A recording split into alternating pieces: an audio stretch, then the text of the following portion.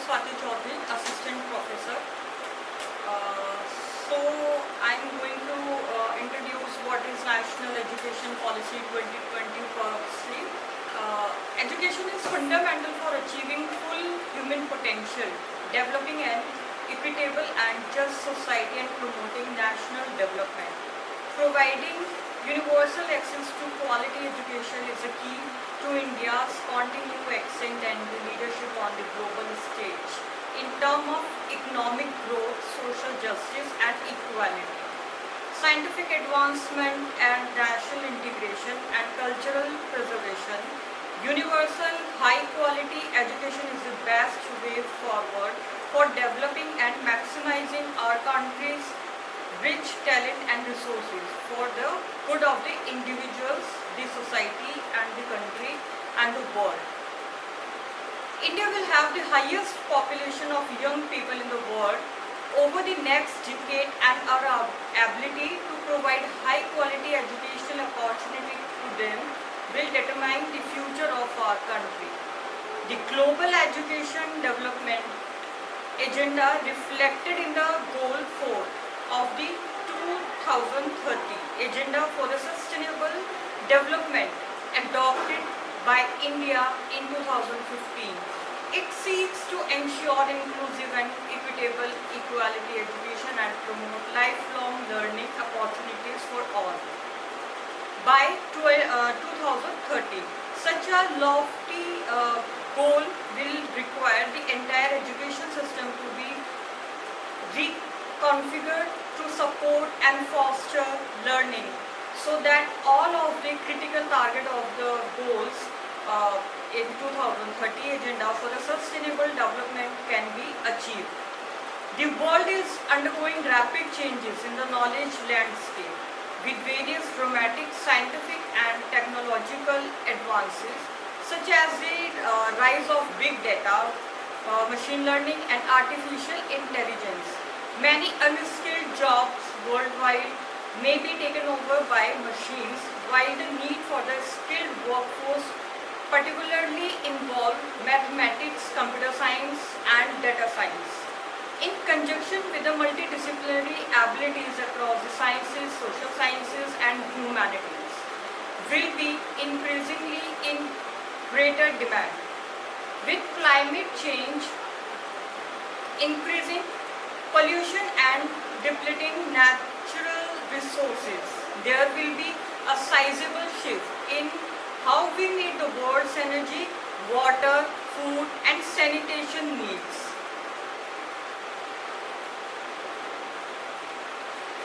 Again, resulting in the need for the new skilled labor, particularly in biology, chemistry, physics, agriculture, climate science and social science.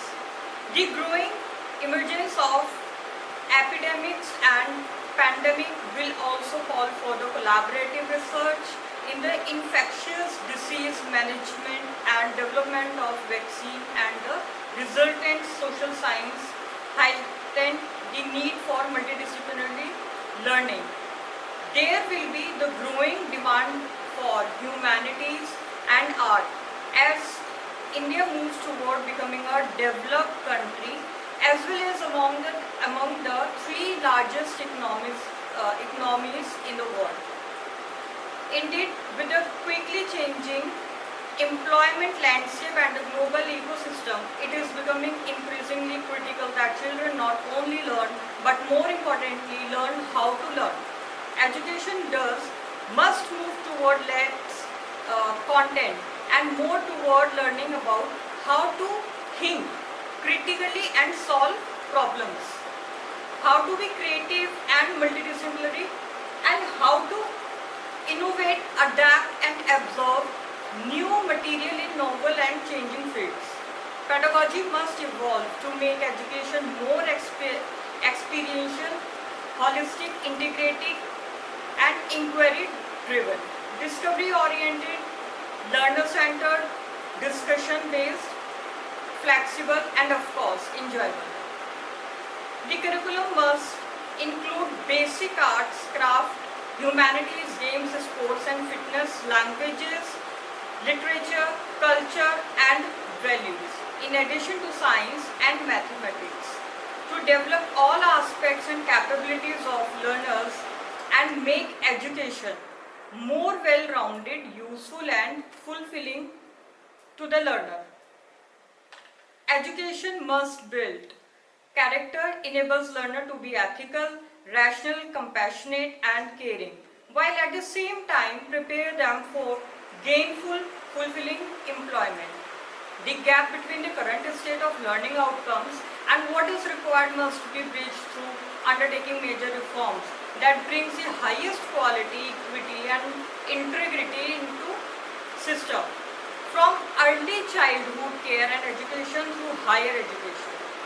The aim must be for India to have an education system by 2040 that is second to none, with equitable access to the highest quality education for all learners, regardless of social or economic background.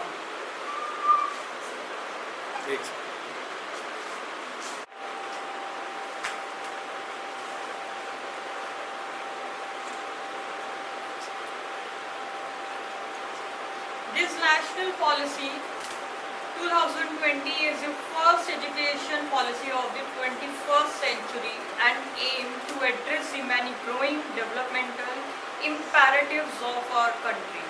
The policy purposes the revision and revamping of all aspects of education structure, including its regulation and governance, to create a new system that is aligned with the aspirational goals of 21st century education, including SDG 4, while building upon India's traditions and value systems.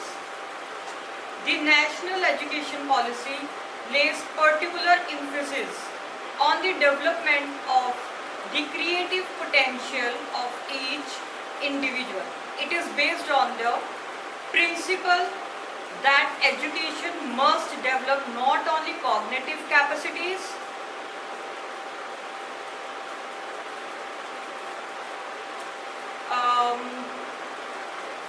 the rich heritage of ancient and eternal Indian knowledge, and though has been a guideline for this policy. The pursuit of knowledge, wisdom and truth was always considered in the Indian thought and the philosophy as the highest human goal.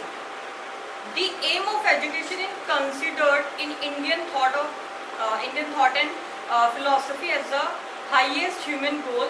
The aim of education in ancient India was not just the acquisition of knowledge as preparation for life in this world or life beyond schooling, but for the complete realization and liberation of the self. World-class institutions of ancient India as Takshila, Nalanda, Vikramshila, Vallabhi set of the highest standards of the multidisciplinary teaching and research and hosted scholars and students from across backgrounds and countries. The Indian education system produced great scholars such as Susruta, Aryabhatta, Virahmira, Bakshara, Brahmagupta, Chakrapani Datta, Madhava, Patanjali, Nagarjuna and Gautama.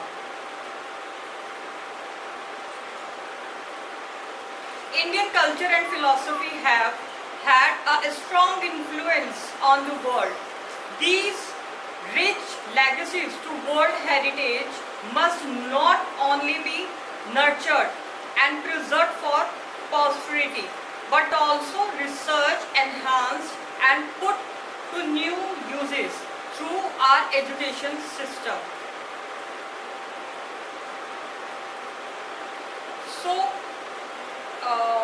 now we are going to discuss about the fundamental principles. The fundamental principles that will guide both the education system at large as well as the individual institutions within it are recognizing, identifying, fostering the unique capabilities of each other and each student by sanitizing teachers as well as parents to promote each student holistic development in both academic and non-academic spheres, according the highest priority to achieving fundamental literacy and numeracy by all students by grade 3.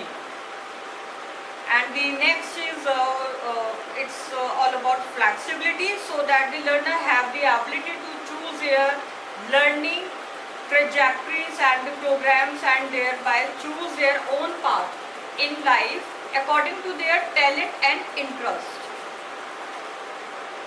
No hard separations between art and science, between curriculum and extra,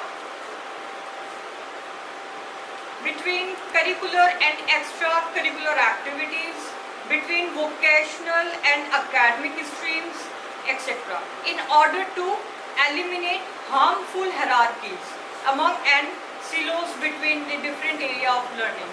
Multidisciplinarity and a holistic education across the sciences, social sciences, arts, humanities and sports for the multidisciplinary world in the order to ensure the unity and integrity of all knowledge. Emphasis on conceptual understanding rather than rote learning and learning for exams. Creativity and the critical thinking to encourage logical decision making and the innovation.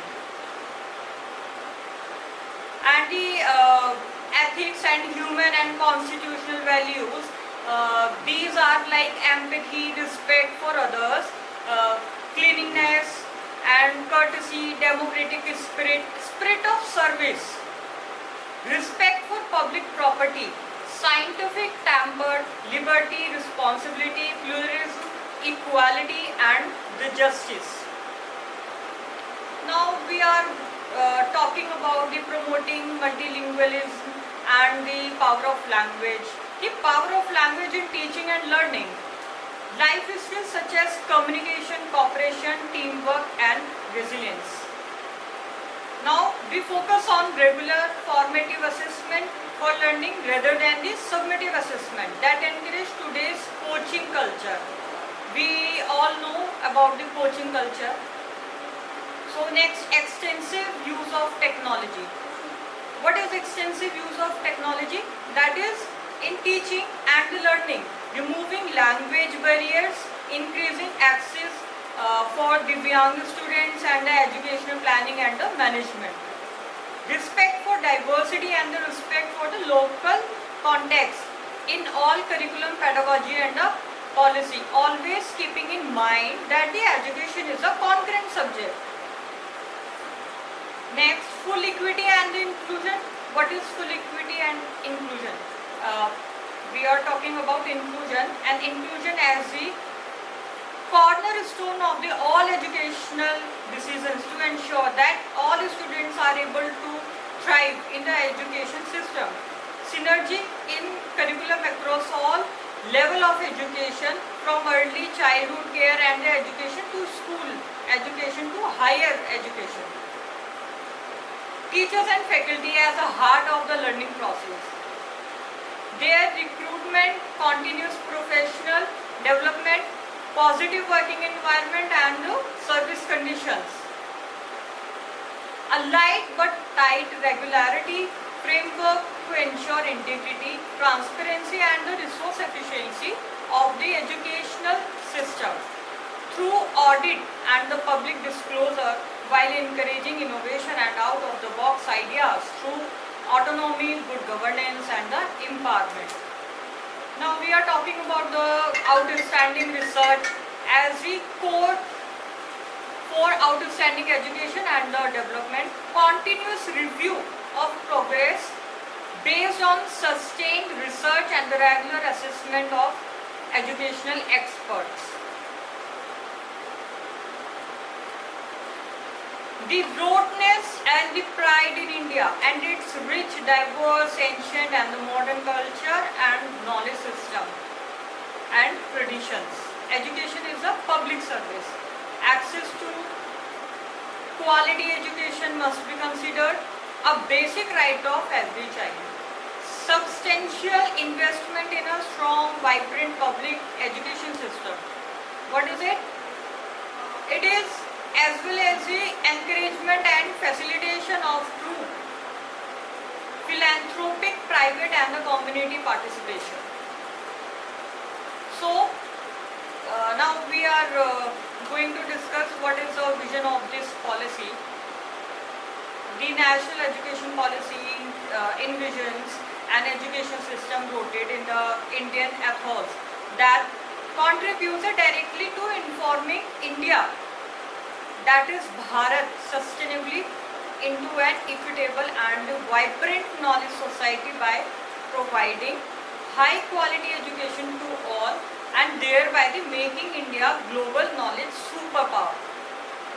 The policy envisages that the curriculum and the pedagogy of our institution must develop among the students a deep sense of respect towards the fundamental duties and the constitutional values, and also the bonding with one's country and the conscious awareness of one's role and responsibility in a changing world.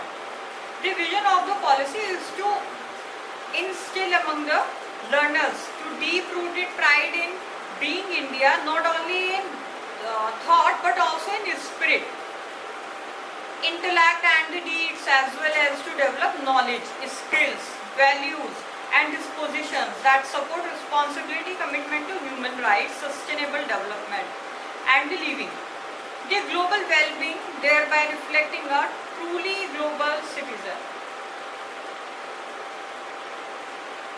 So we are discussing the part 1 in policy, in Indian education policy 2020. It is about the school education.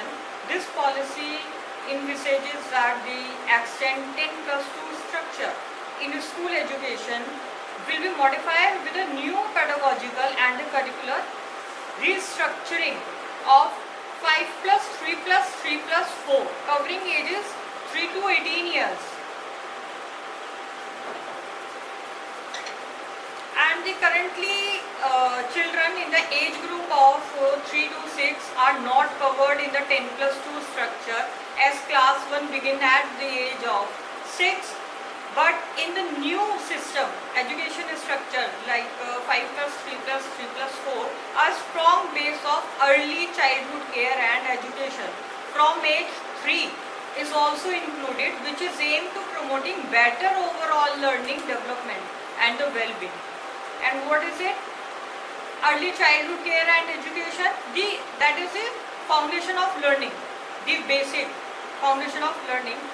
Over 85% of child cumulative brain development occur prior to the age of 6, indicating the critical importance of the appropriate care and the stimulation of the brain in early year in order to ensure healthy brain development and growth.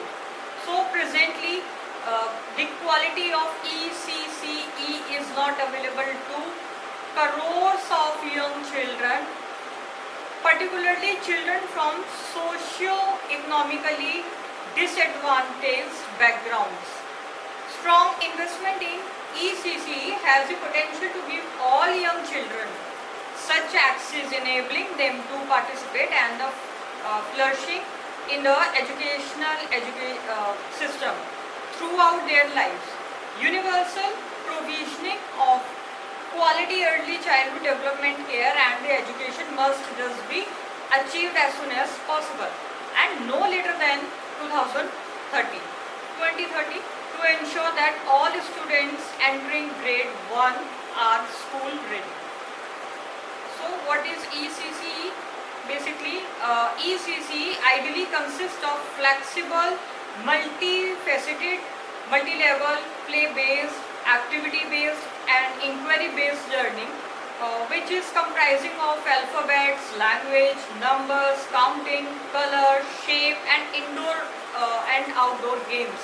Outdoor and indoor games, including the puzzles and the logical thinking. It is also including like problem solving, critical thinking, and drawing, painting, and other visual art, craft, and drama, and music and movement.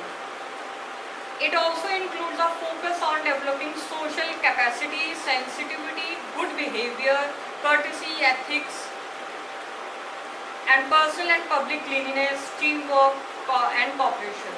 The overall aim of ECC will be to attain optimal outcome in the domain of physical and motor development, cognitive development, social-emotional, ethical development, cultural development, and the development of communication and early language literacy and numeracy.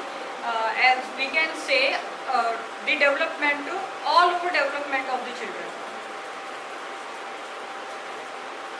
A national curricular and the pedagogical framework for early childhood care and education, and it stands for NCP FECCE, for children up to the age of 8 will be developed by NCERT in two parts, namely a sub-framework for 0 to 3 years and the sum framework for 3 to 8 years old. Aligned with the above guidelines, the latest research on ECCE and the national international best practices. In particular, the numerous rich local tradition of the Indian developed over millennia in ECCE involving art, stories, poetry, games, songs, and more will also be suitably incorporated. The framework will serve as guide both for parents and for early childhood care and the education institutions. So the overreaching goal will be to ensure universal access to high quality ECCE across the country in a phased manner. Special attention and the priority will be given to districts and the locations that are particularly socio-economically disadvantaged.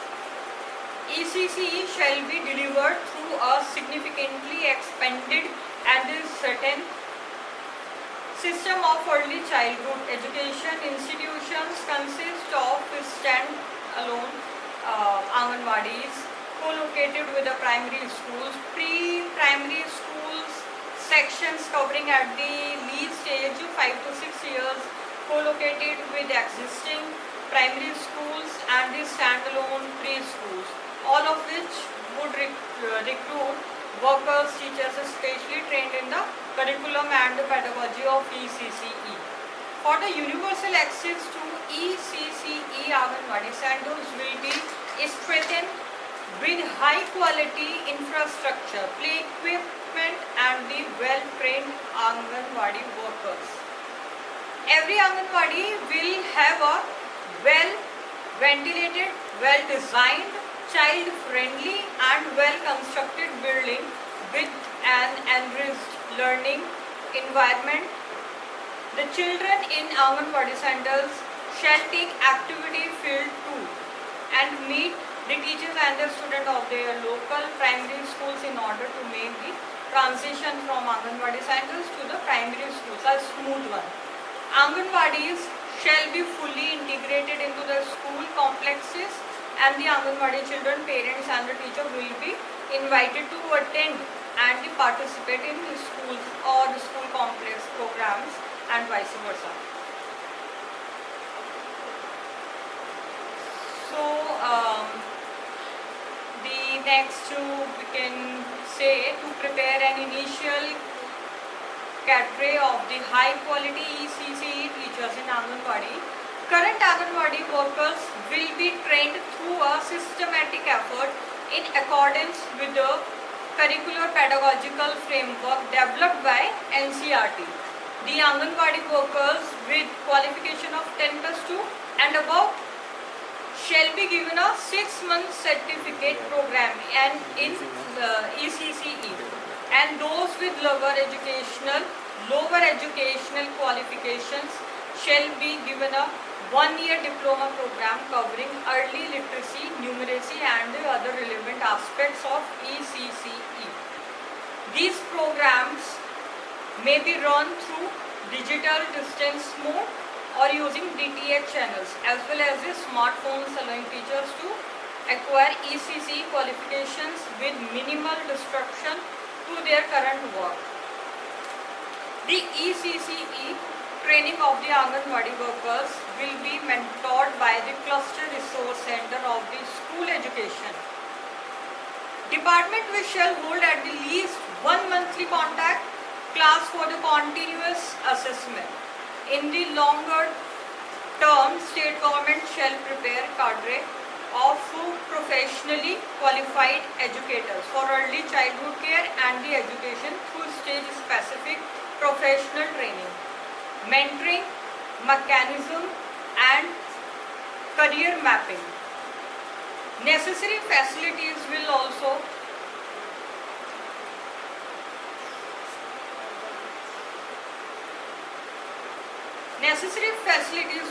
be created for the initial professional preparation of these educators and their continuous professional development.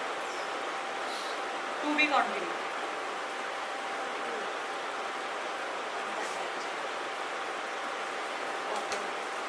So at the end, ECC will also be introduced in ashram shalas in tribal dominated areas and in all formats of alternative schooling in a phased manner. The process for integration and implementation of ECCE in ashram shala and the alternative schooling will be similar to that detailed above. Thanks. Everyone, on the behalf of Lingyas Vidyapeeth, I would like to extend my heartfelt gratitude to all those who have contributed to making this event a success. First and foremost, I would like to thank you, our estimate guest, Ms. Swati Chaudhary, for gracing us with her presence and sharing her valuable insights. Your words have truly enlightened us and we are grateful for your time and contribution. I would also like to express our deep appreciation to all the speakers and panelists who have enriched our knowledge with their expertise and experience. Your thoughtful discussions and presentations have provided us with a lot of thoughts. A special thank you goes to the organizing committee for their tireless efforts in the planning and executing this event successfully. Without your hard work and dedication, this event would not have been possible. I would also like to thank you, the participants and the attendees, for their active engagement and interest. Your presence has added value of this event and we hope you found it as enriching as we did. Last but not least, I would like to thank the management, Lingyas Vidyapeeth, for the continuous support and encouragement in organizing such events. Your vision and leadership are truly commendable. Once again, thank you all for being a part of this event. We look forward to your continued support and participation in our future endeavors. Thank you.